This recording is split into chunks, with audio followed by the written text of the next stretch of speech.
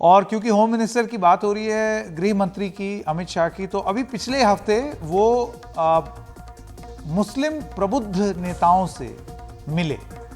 अच्छा, अब ये देर रात बात हुई थी। उस दिन हमने आपको बताया था देर रात हुई, क्या बात हुई। आज जो है हमको पता चल गया है कि देर रात हुई है और ये बात हुई। तो ये क्या बात हुई है, आइए वो बताते हैं। कमाल फारूकी जी हैं, करीब 1.5 साल से टीवी पर नहीं आए हैं, तो वापस आ करके आपका स्वागत एनडीटीवी पर। आप वहां थे उस मीटिंग में जो देर रात मीटिंग हुई थी, तो मैं सवाल भी वैसे ही पूछ लेता हूं जो मुस्लिम समाज भी जानना चाहता है। कमाल फारूकी साहब, मुलाकात हुई, देर रात हुई, पर क्या बात हुई?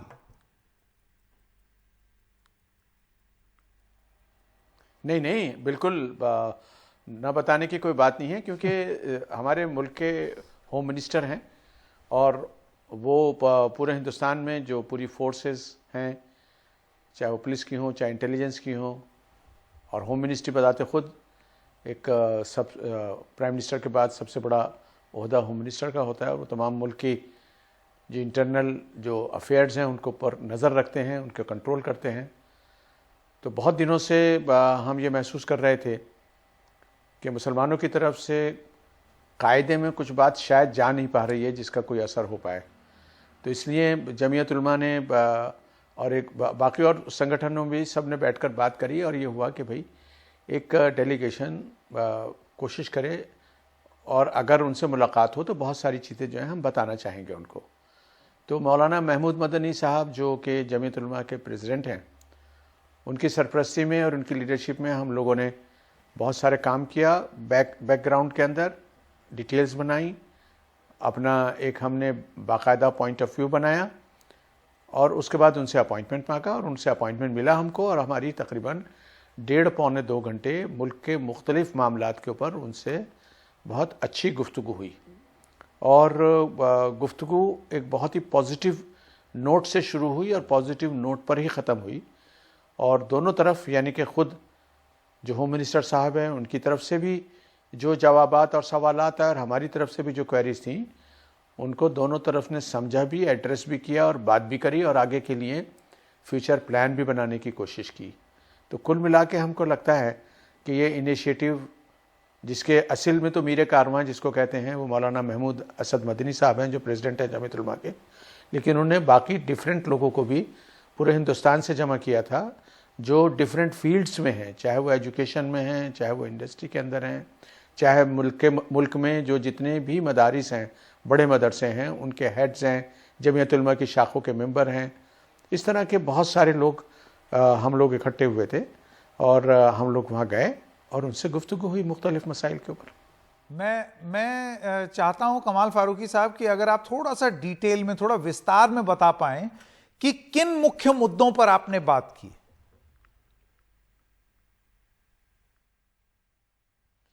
देखिए, हमको ऐसा लगता है कि शायद मुसलमानों की तरफ से कोई पावरफुल डेलीगेशन जो कि अपनी बात को प्रोफेशनल अंदाज में रख सके, और मज़े के बजाय इसके कि हम वो तूतू मामू के सिनेरियो से बाहर निकल के आए, और एक सेकंड लार्जेस्ट जो कम्युनिटी है, जो सबसे बड़ी माइनॉरिटी है, उसके कुछ इश्यूज़ और कंसर्न हो सकते हैं।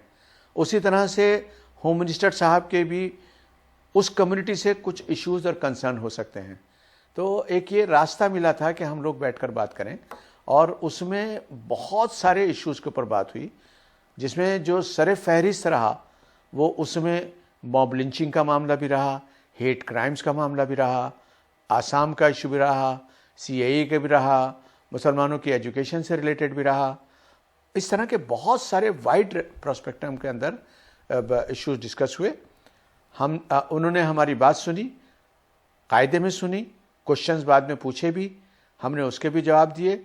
हमें लगता है वो भी हमारे जवाबात से काफ़ी हद तक मुतमईन भी हुए, और कुल मिला के हमें ऐसा लगता है कि आइंदा के लिए एक राह तय हुई है कि एक dialogue between the community and one of the most important person in the government शुरू हुआ है।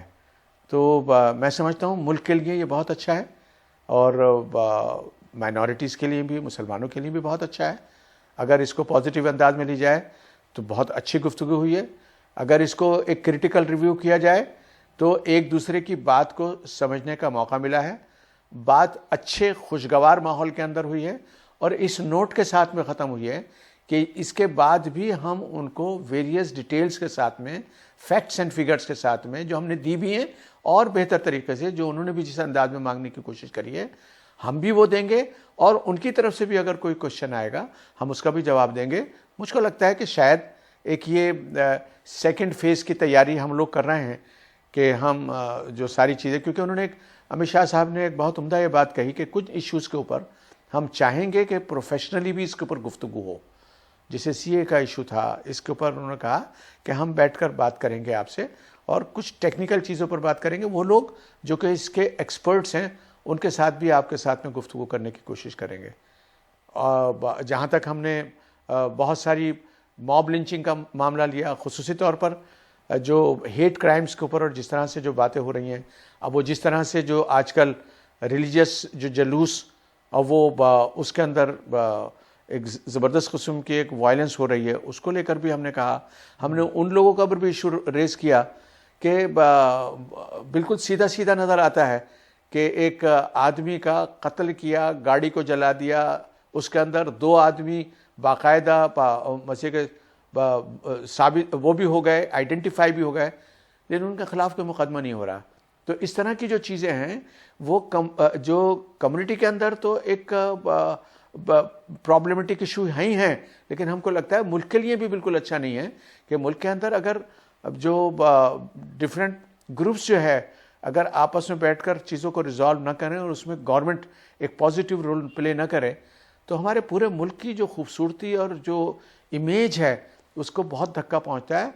और हम उतना ही कंसर्न्ड हैं क्योंकि हम आबादी का तकरीबन 1/5 हिस्सा है, 18%, 20% के आसपास है। तो अगर हमारे मुल्क को कुछ होता है तो हम भी उतनी तरह से अफेक्टेड होंगे जितना बाकी के रिमेनिंग लोग बाग होंगे। ऐसी हमारी भी फीलिंग है, उसको उन्होंने भी अप्रिशिएट किया और उन्होंने कहा कि हम आपके साथ में फिर दोबारा बात करेंगे। आप कुछ फैक्ट्स एंड फिगर्स के साथ में और तशरीफ़ लाइए अपने प्रोफेशनल लोगों के साथ में।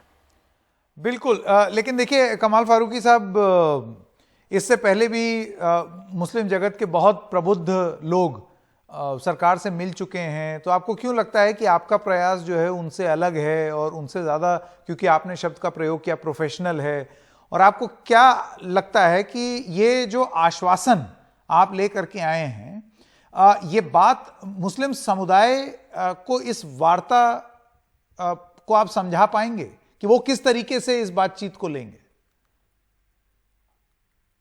देखिए एश्योरेंस और गारंटीड इसकी तो हम कोई बात नहीं कर सकते। उसकी वजह यह है कि हम ये कहें कि एश्योरेंस क्या मिले और क्या नहीं मिले, तो ये कोई अच्छी बात नहीं होगी। हम ये समझते हैं कि इसमें एश्योरेंस की कोई बात नहीं है, लेकिन एक ये डायलॉग का एक रास्ता खुला है और हमको ऐसा लगता है कि इसका जो इम्पैक्ट है वो कम्युनिटी के अंदर भी पॉजिटिव गया है और शायद हमको ऐसा लगता है कि उधर भी बात हमारी कुछ कायदे में पहुंची है। अभी तक जैसे जो अखबारों के ज़रिए और कुछ जो डिफरेंट पॉकेट्स थे उनकी तरफ से बात जा रही थी, शायद उनका बात करने का अंदाज शायद ठीक नहीं था, या ये समझ नहीं पा रहे थे, या इस माहौल के अंदर गुफ्तगू, हमें ये नहीं पता। लेकिन हम ये महसूस करते हैं कि हमारी जितनी भी गुफ्तगू हुई है और हमारी जो 1.25 घंटे की जो गुफ्तगू हुई है बिल्कुल 100% टाइम यूटिलाइजेशन हुआ है उसका। हमको इस बात का पूरा एहसास था कि होम मिनिस्टर का टाइम, साहब का टाइम जो है बहुत कीमती है। और हमारे यहाँ भी जो सारे लोग बाग आए थे, पूरे हिंदुस्तान से लोग बाग आए थे। इनामदार साहब पूना से आए थे, अंजुमन से क्या नाम है बॉम्बे से आए थे, सारे कलकत्ता, असम, सब जगह से लोग बाग आए थे। तो हम इस टाइम का यूटिलाइजेशन करना चाह रहे थे। हमको लगता है कि I am even otherwise I am a very positive thinker.